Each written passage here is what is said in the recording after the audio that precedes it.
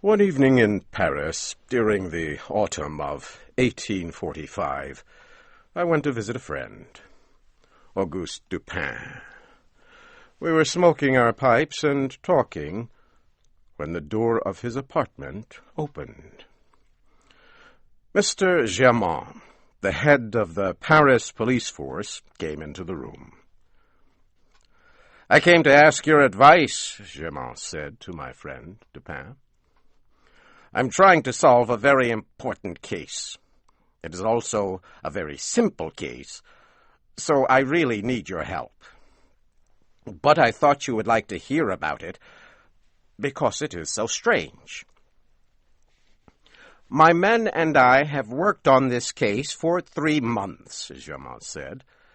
It is a very simple case of robbery, but we still cannot solve it."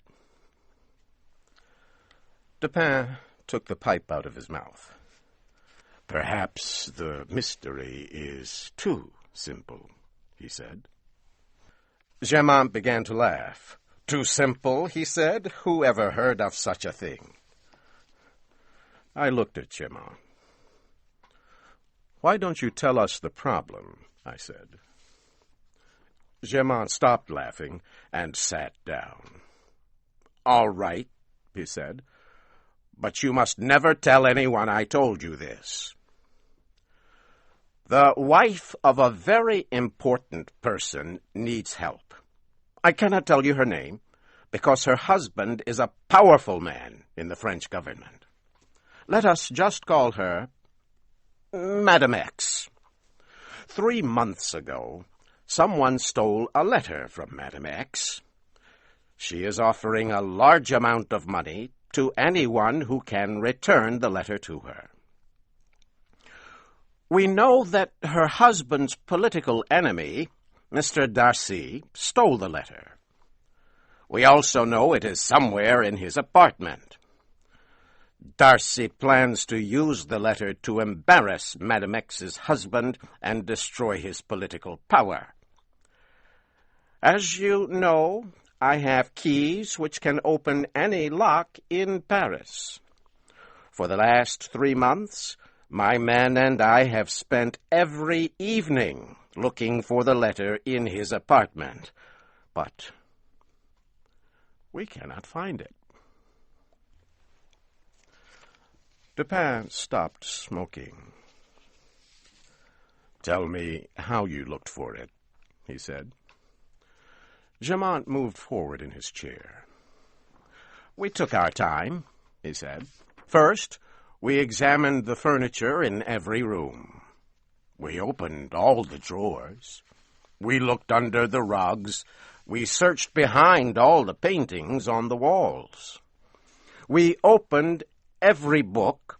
We removed the boards of the floor. We even took the tops off the tables to see if he had hidden the letter in the table legs. But we cannot find it. What do you advise me to do?" Dupin puffed on his pipe. "What does the letter look like?" he asked. "It is in a white envelope with a red stamp," Germain said. "The address is written in large black letters." Dupin puffed on his pipe again. "I advise you to go back and search the apartment again," he said. About 1 month later, Germain came back to see us. "I followed your advice," he said, "but I still have not found the letter." Dupin smiled. "I knew you would not find it," he said.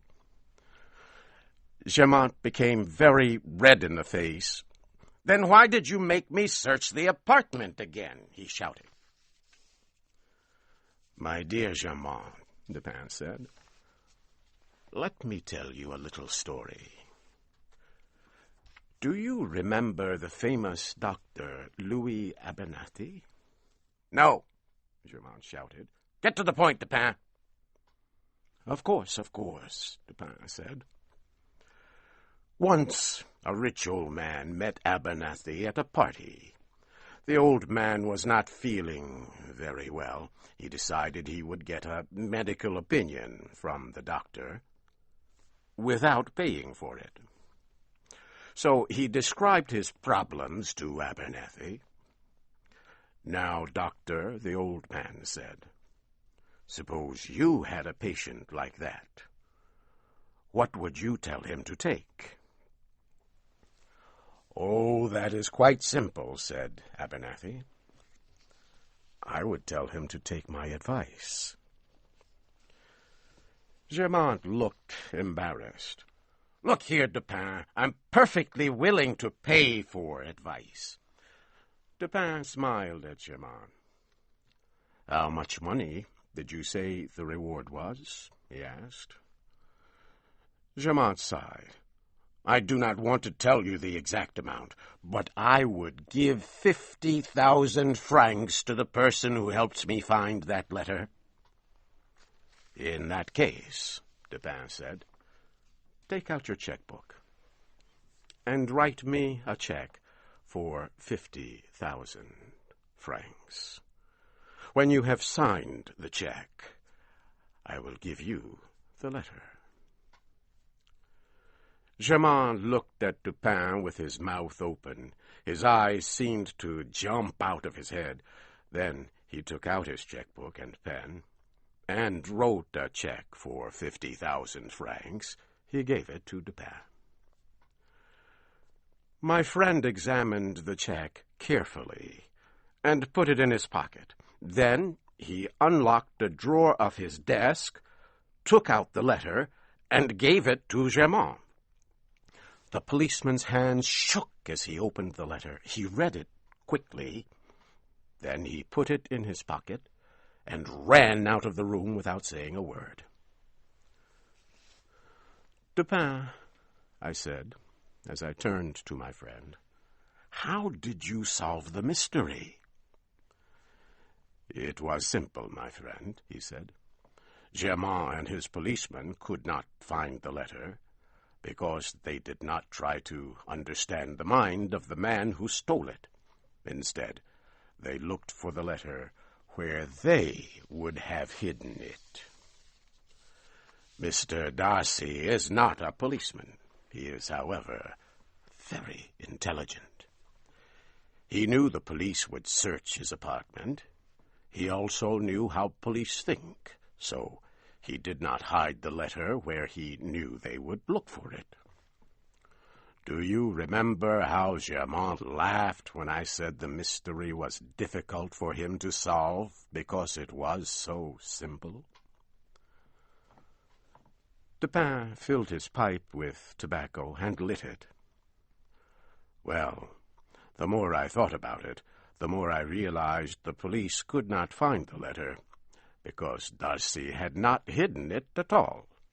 So I went to visit Darcy in his apartment. I took a pair of dark green eyeglasses with me. I explained to him that I was having trouble with my eyes and needed to wear the dark glasses at all times. He believed me. The glasses permitted me to look around the apartment while I seemed only to be talking to him. I paid special attention to a large desk where there were a lot of papers and books. However, I saw nothing suspicious there. After a few minutes, however, I noticed a small shelf over the fireplace. A few postcards and a letter were lying on the shelf. The letter looked very old and dirty. As soon as I saw this letter, I decided it must be the one I was looking for. It must be, even though it was completely different from the one Germain had described. This letter had a large green stamp on it. The address was written in small letters, in blue ink. I memorized every detail of the letter while I talked to Darcy.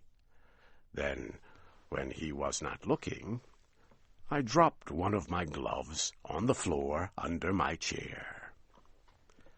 The next morning I stopped at his apartment to look for my glove. While we were talking, we heard people shouting in the street. Darcy went to the window and looked out. Quickly, I stepped to the shelf and put the letter in my pocket. Then I replaced it with a letter that looked exactly like it, which I had taken with me. I had made it the night before. The trouble in the street was caused by a man who had almost been run over by a horse and carriage. He was not hurt, and soon the crowd of people went away. When it was over, Darcy came away from the window. I said goodbye and left. The man who almost had an accident was one of my servants. I had paid him to create the incident. Dupin stopped talking to light his pipe. I did not understand. "But, Dupin," I said, "why did you go to the trouble of replacing the letter? Why not just take it and leave?" Dupin smiled. "Darcy is a dangerous man," he said, "and he has many loyal servants. If I had taken the letter, I might never have left his apartment alive."